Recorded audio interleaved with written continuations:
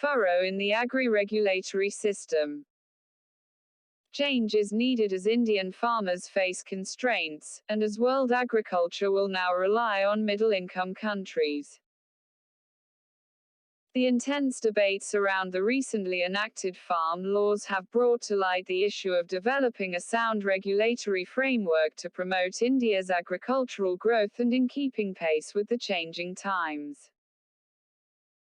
While the country is divided on the need for the three new farm laws, the fact remains that farmers, mainly smallholders, across India continue to face various constraints in carrying out farming activities.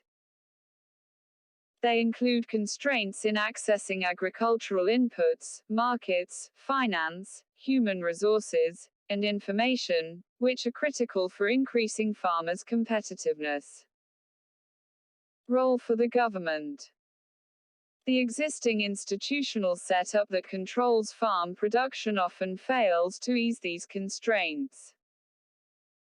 A way out of this problem is to develop a suitable regulatory system that would enable farmers to overcome their constraints.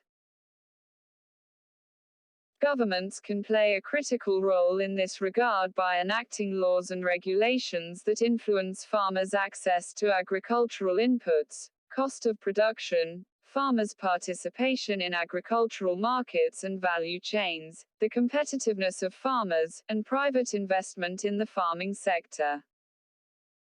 Where does India stand on this front in comparison to other countries? A recent publication by the World Bank titled Enabling the Business of Agriculture (EBA 2019) provides some interesting insights on this question. Based on 8 indicators, the EBA measures the extent to which government regulatory systems in 101 countries worldwide make it easier for their farmers to operate agricultural activities. The indicators are supplying seed, registering fertilizer, securing water, registering machinery, sustaining livestock, protecting plant health, trading food, and accessing finance. These indicators measure the strength of a country's agricultural regulatory environment pertaining to market integration and entrepreneurship in agriculture. The EBA is akin to the Doing Business project of the World Bank, which ranks the ease of doing business in countries. India's poor standing. Among 101 countries covered, India ranked 49 on the EBA aggregate score. France, Croatia, and the Czech Republic are the 3 top-ranking countries. Among emerging groups of 20, e.g. 20 countries, India has the second least favorable regulatory environment for farming activities after South Africa. Turkey is the top-performing country among e.g. 20 countries, followed by Argentina, Brazil, the Russian Federation, Mexico and China. Notably, India lags behind its close competitors in world agriculture, namely China, Brazil, and the Russian Federation. Compared to these 3 countries, India has the weakest performance on 5 out of 8 indicators. They are registering fertilizer and machinery, securing water, sustaining livestock, and protecting plant health indicators. Registering fertilizer and machinery indicators measure domestic laws and regulations that provide farmers access to fertilizer and agricultural machinery. The regulatory processes that help farmers make appropriate decisions regarding the level of investment in irrigation are measured by securing water indicator. Sustaining livestock indicator captures the quality of regulations affecting farmers' access to livestock farming inputs. The quality of legislation on phytosanitary standards (SPS) is captured through the protecting plant health indicator.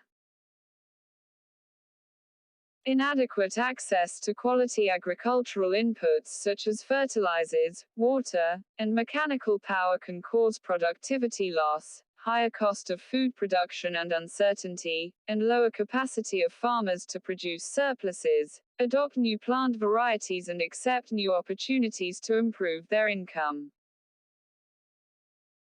The regulatory system that governs irrigation management is essential for reducing the variability of farm output, prices, and incomes, minimizing vulnerability to natural shocks, and incentivizing the production of riskier and high-returns crops. Gaining access to the global agricultural value chain requires a sound regulatory framework on SPS. For instance, thanks to active involvement by the SPS authority, namely National Agrarian Health Service (SENASA) Peru had become one of the world's leading exporters of asparagus. Seed supply. The comparative score of India on supplying seed, trading food, and accessing finance indicators is high.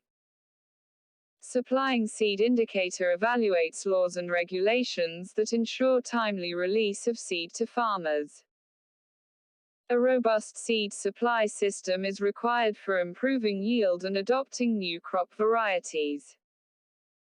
The trading food indicator assesses laws and regulations that facilitate exporting of farm products by farmers.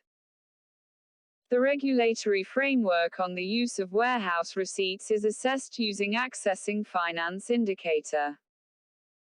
A robust warehouse receipts system enables the farmers to obtain the credit needed to invest in agriculture. Warehouse receipt operators accept deposits of crops and provide warehouse receipts to farmers as evidence of deposited crops. By using warehouse receipts as collateral, farmers can receive credit.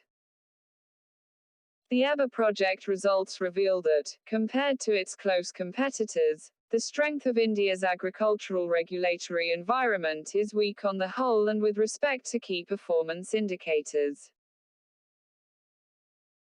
The future of world agriculture and food production is expected to increasingly depend on middle-income countries such as China, India, Brazil, and Indonesia, just like the high-income countries dictating the fortunes of global agriculture in the past 5 decades. To make the best use of this great opportunity, India needs to put in place an agricultural regulatory system that would make it easier for its farmers to conduct agricultural activities, thereby improving their productivity, competitiveness, and income. Stanu Nair is Professor of Economics, Indian Institute of Management Kozhikode. The views expressed are personal.